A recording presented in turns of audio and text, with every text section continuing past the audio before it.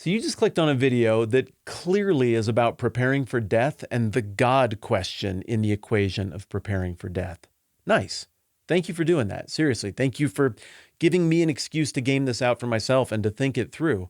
And I know some of you are probably coming to this question of your own mortality because it's just kind of an interesting thing to think about. And maybe you're in that mood and it's rainy outside and you know that death is a long ways off for you, but okay, maybe it's time to start flirting with the idea of preparing for your own death. Awesome. Welcome. Glad you're here. Maybe some of you are clicking on this because the world is getting weird for you and your mortality is more in view than it ever has been before. And you really are, like right now, maybe with some deadlines, trying to get things in order before death. Also welcome. I'm glad we get to talk about this together.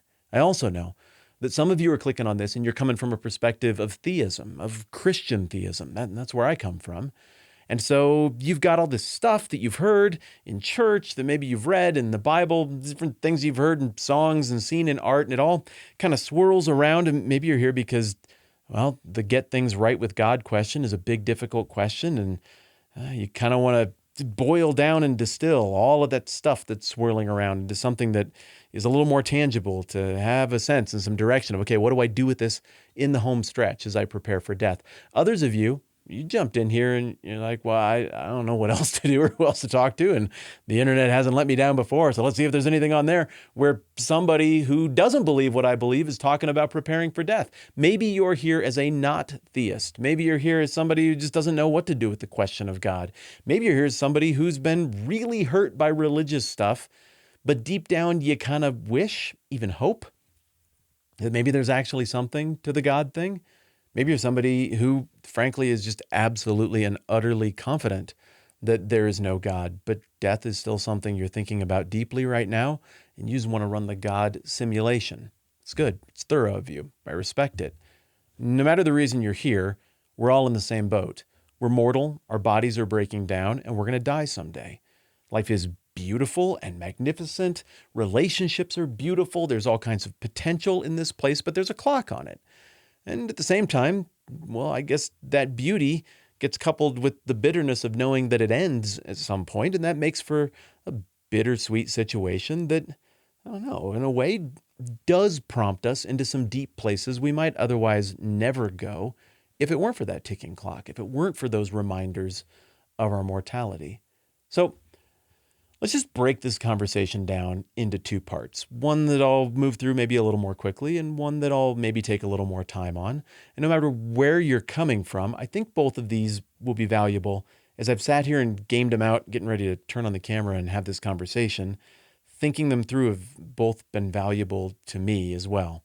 So first, I want to talk about the person who is a Christian, a theist, and they're coming to the end of life, or they just want to think about death, and they're saying, what do I do? How do I land the plane on this thing? Well, great question. We'll talk about that.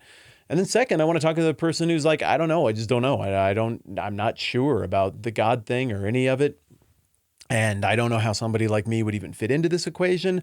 Are you allowed to sign up at the last minute? Or is this something that you had to be investing in since you were a kid? Otherwise, you kind of look like a poser and a fraud. I'm sure you have a billion questions.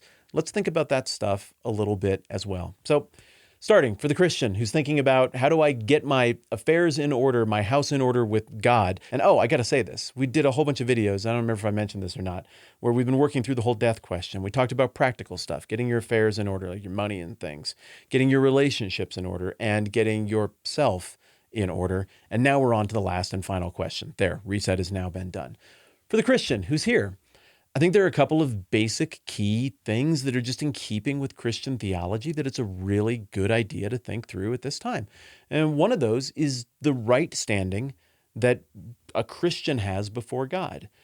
The Bible and reason, I would even say, holds out that relationship between the Christian and God not as a partnership, where you've got two co-equal forces. God kind of handles the spiritual stuff and the eternal stuff, and you kind of handle like the day-to-day operations and the money and feeding yourself and personal hygiene and things like that. And then, you do the heavy lifting now, God does the heavy lifting later. That partnership model is pretty broken, and frankly, I don't think there's any life or hope or meaning in such a partnership. And what we're doing there is describing a deity who really isn't a deity at all. He's a peer, a buddy, a pal.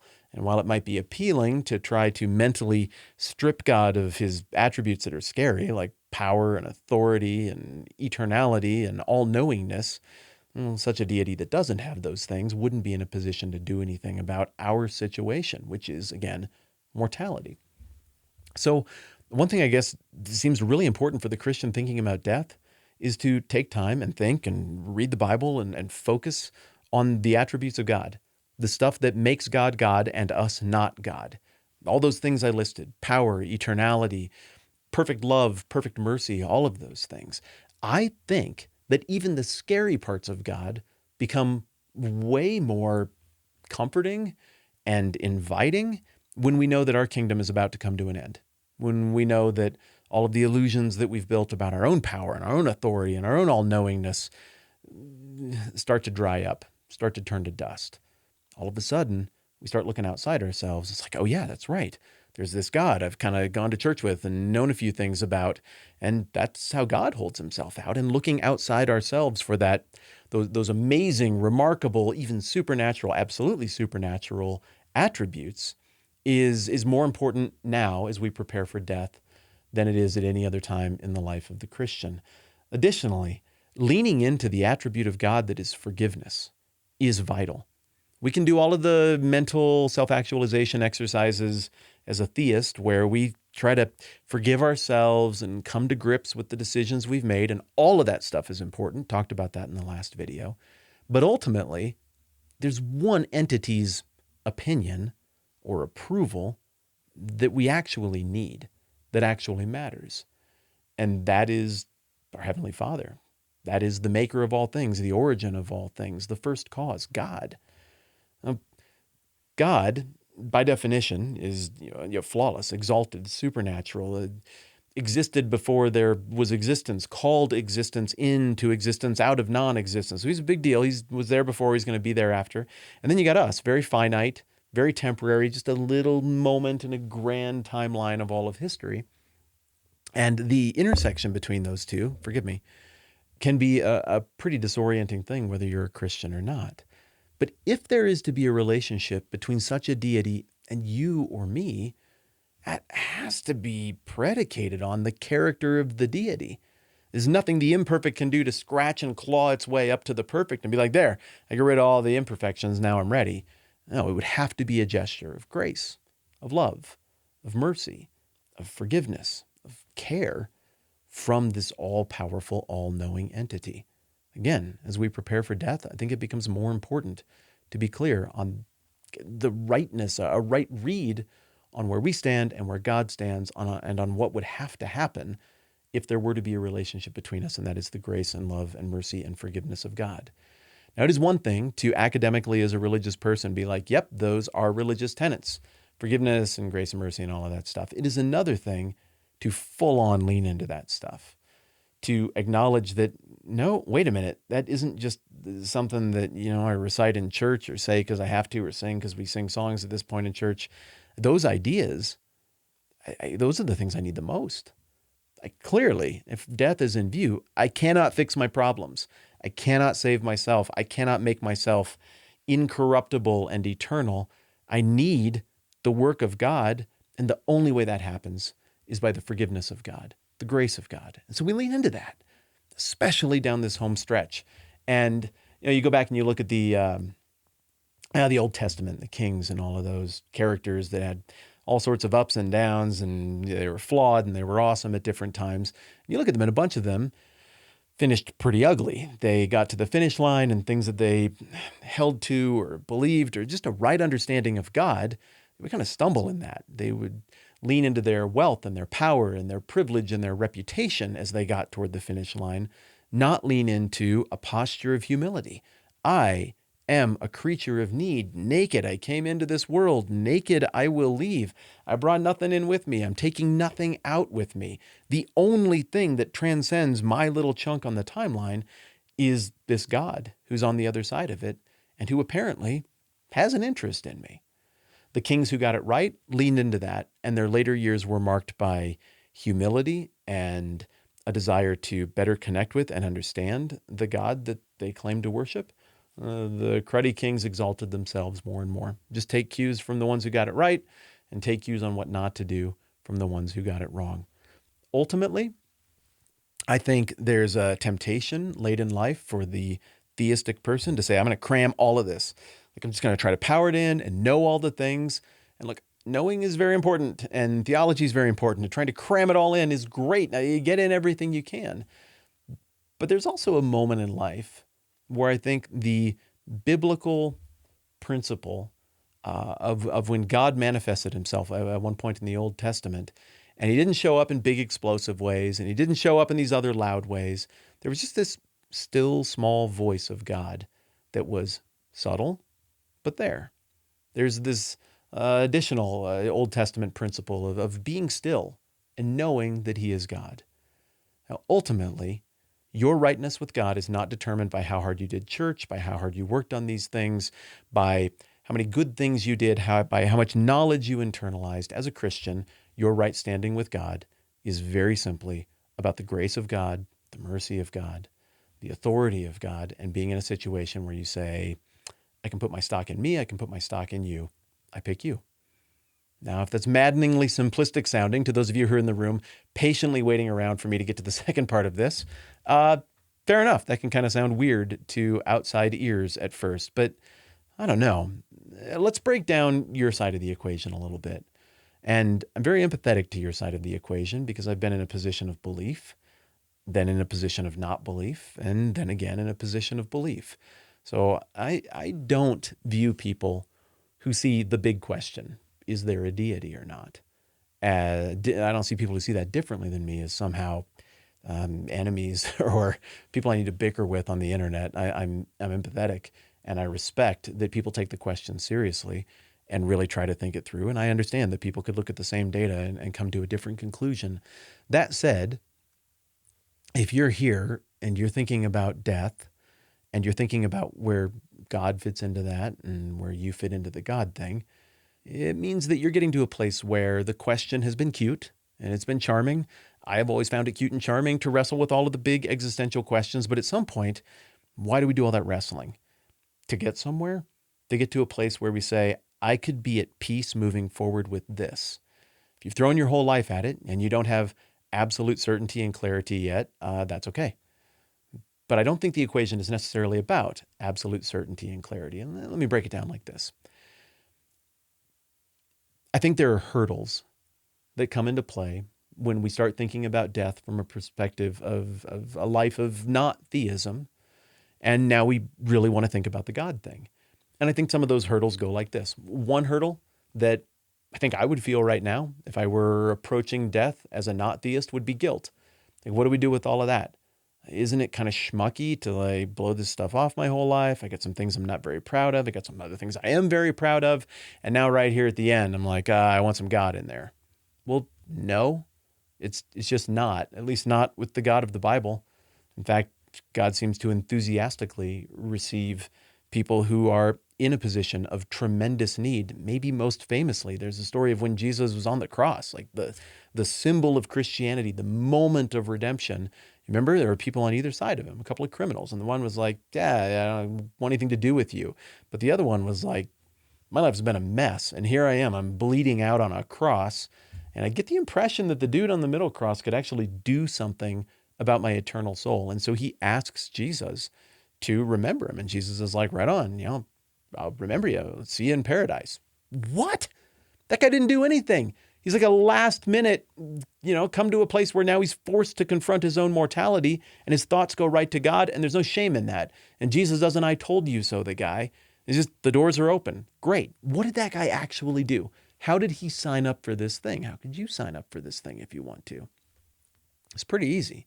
Again, he looked at the guy on the cross next to him, heard what he said. He probably heard stories about who he was and what he'd done. And he thought to himself, I think that guy actually could do something about my mortality.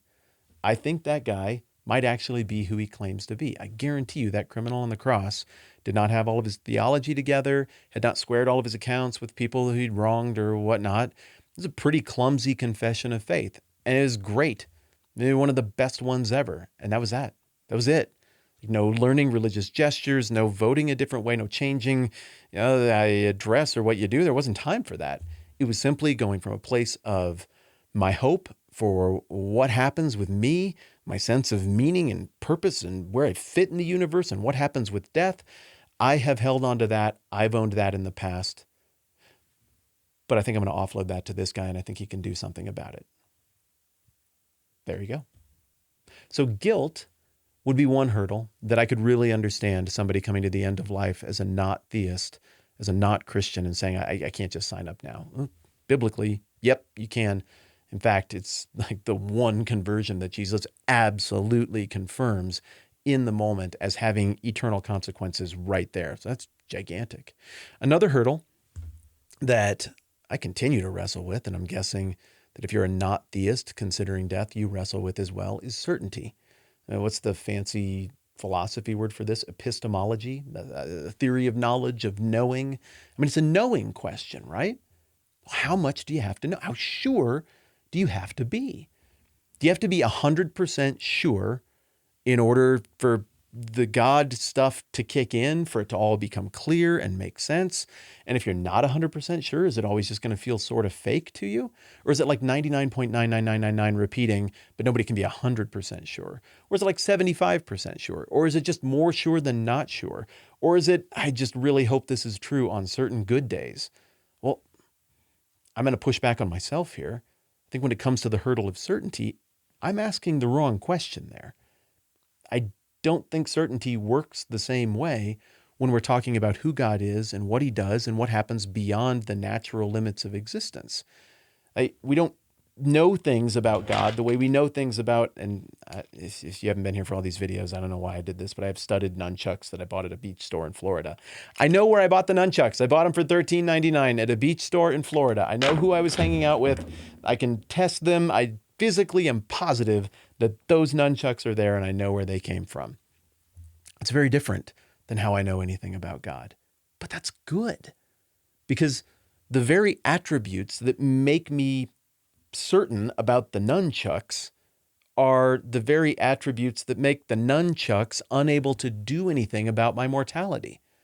These things are constrained by the same natural boundaries as my body, as this desk, as this microphone, as wherever you're sitting around, where you're watching this thing. The whole idea of God, and I mean that very literally, the whole notion, the abstract idea of a deity, an entity that exists outside of time and physicality as we know it, who cannot be measured or controlled by the laws of nature, but instead owns and controls the laws of nature. The very notion of this means that such an entity is in a position to do something about our problem. Such an entity is in a position to overcome the physical boundaries of death, of matter, of the second law of thermodynamics, of entropy, of the fact that everything is always breaking down.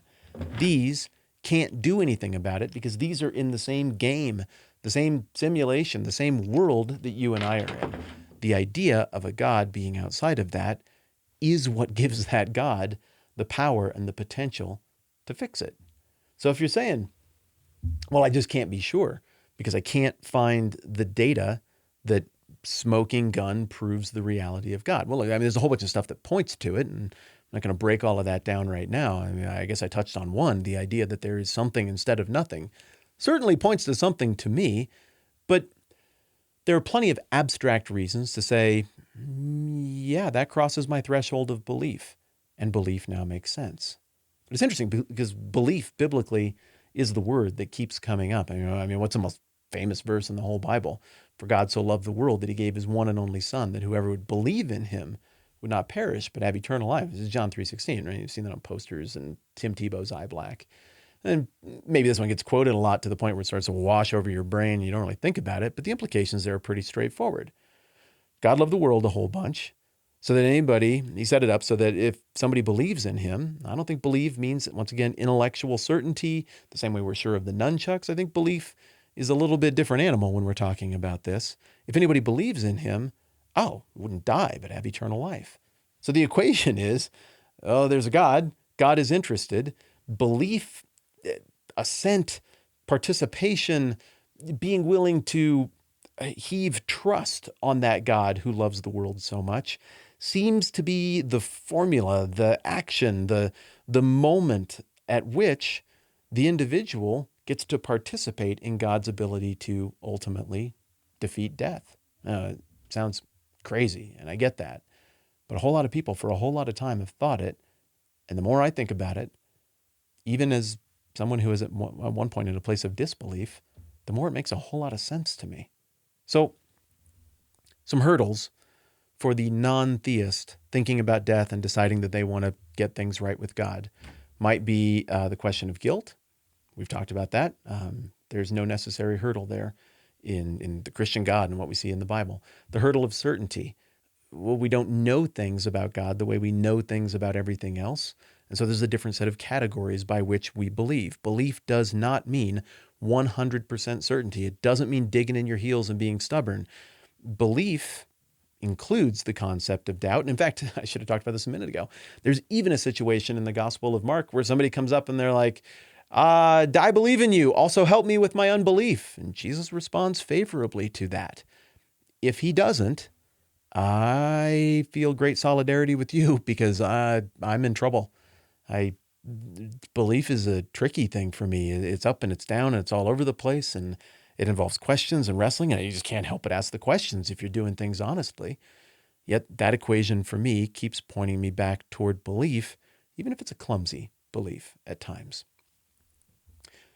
So a third hurdle that that would certainly get to me if I were in your spot, because, well, frankly, I can relate to this hurdle because I get this from people of all different religions. People, it's very nice of them, but they would like me to convert to their different points of view all the time. And they tell me this all the time. Some people do it very nicely. Some people do it very obnoxiously. I bet there are people who have not respected your process of thinking through the big questions, who have not responded favorably to you asking completely reasonable questions about life, death, eternity, God, how do you know, all of these things that we're talking about. And I bet instead they did this smug, obnoxious, know-it-all thing like, well, someday you'll come around and be a part of our thing. And you know what? When somebody does that to me, I'm like, I will not. No, I will not. I'm not giving you that satisfaction because I don't like you very much. And I don't like how you do things. And frankly, you didn't answer any of my questions. Like if people did that to me, this happened. I'm a college football fan, and my Nebraska friends would do that to me all the time. Nebraska's superior and better, and someday you'll come around to the good life. Well, I'm a Colorado fan, and yes, Nebraska is the better franchise over the long haul. But there's no way I was going to sign up to root for Nebraska through that kind of coercion. As ridiculous as it sounds, if we're to be honest, I think one of the hurdles as a non-theist for signing up for faith when you start to think about death is that you picture some of the obnoxious people. And you are right. That is a real thing. You're not imagining it. We're not going to try to defend it. I'm not going to try to defend it. But the same way we know everywhere else in life that the most obnoxious part of the distribution of the curve, is not indicative of the reality. Well, so it is with faith. And you're going to run into people who just aren't a lot of fun and can be a little bit obnoxious in all of those.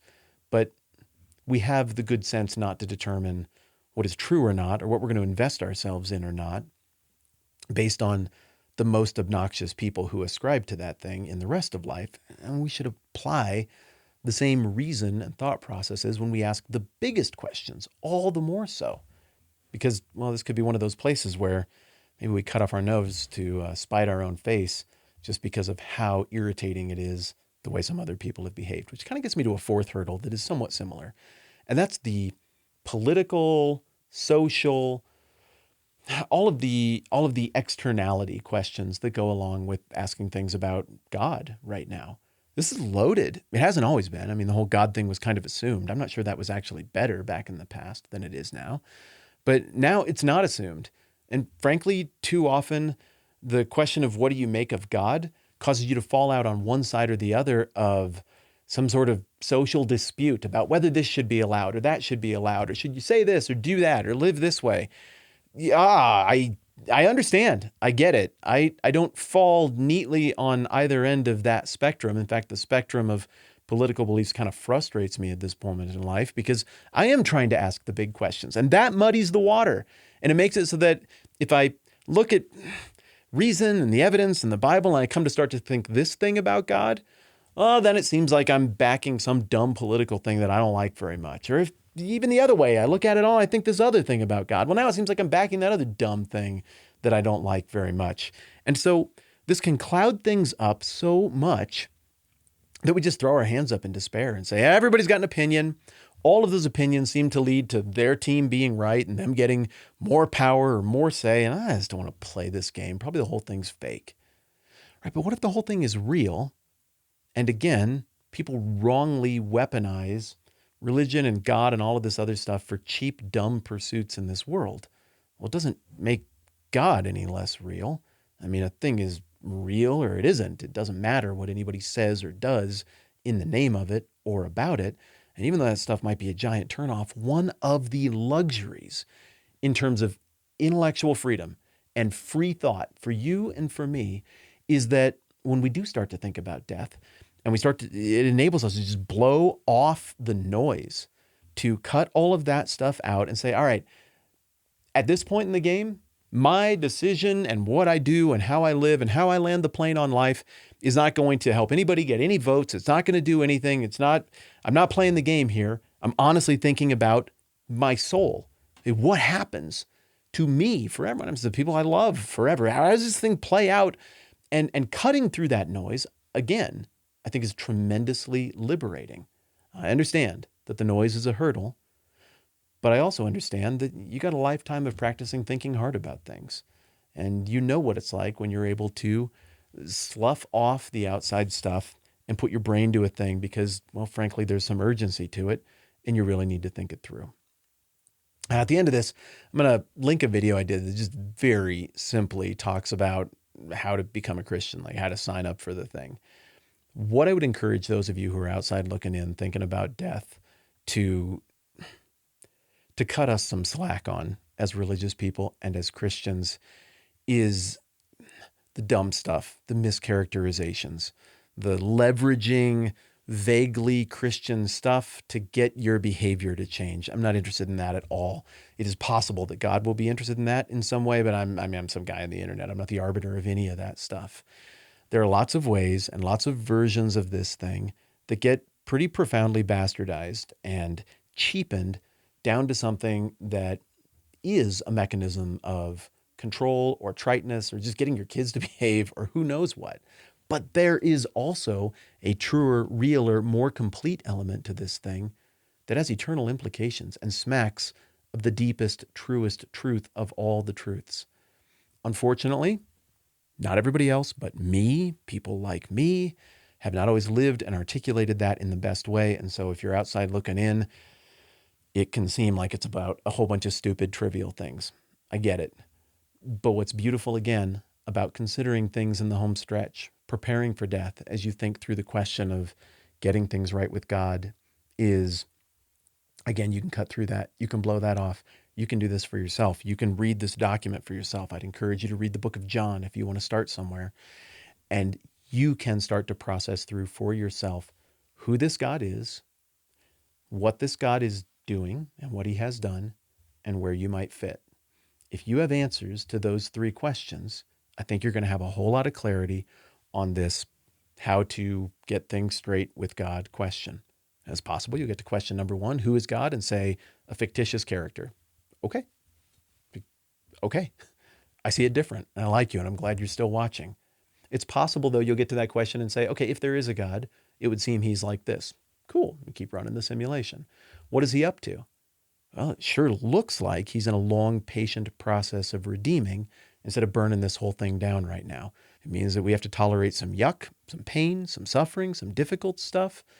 But it looks like that's what he's up to if he exists and he is the way we were thinking about. And finally, where do you fit? Well, I think this is the part that really isn't that hard at all. You got two tickets you can punch in terms of the plan for death and eternity and what happens with the soul. One is, I got this thing. You don't got this thing. If you had this thing, you wouldn't be watching this video. If you had this thing, we wouldn't suffer. We wouldn't have difficulties in our lives. We wouldn't have affairs to get in order. We wouldn't have relationships to fix and nurture. We wouldn't have straightening things out with ourselves. fallenness as humans isn't just naughty things, or saying the F word, or voting the wrong way, or it's not any of that stuff. It's so much bigger than just bad behavior. It's fallenness. It's incompetence. It's not knowing what to do at times. It's being put in impossible situations by outsiders. It's living in a fallen world where we just live in a state of brokenness. All of these things, from volitional brokenness to stuff that just happens to us, is our state of being. So what does it look like to come to the conclusion that, all right, this is what God looks like, this is what God seems to be up to, and where do I fit? Well, I think where we fit is just that. If God is like this, and he's up here and he has all of these attributes, and I clearly am in need and am facing death, then I have problems I cannot fix on my own, which means that I will put my hope in God. I will put my trust in God. What does that sound like? I don't know. You might just want to say it out loud. You might just want to say exactly that. I understand where I'm at. I understand where God's at. And God, wherever you are, however you hear this stuff, I'm putting my hope in you.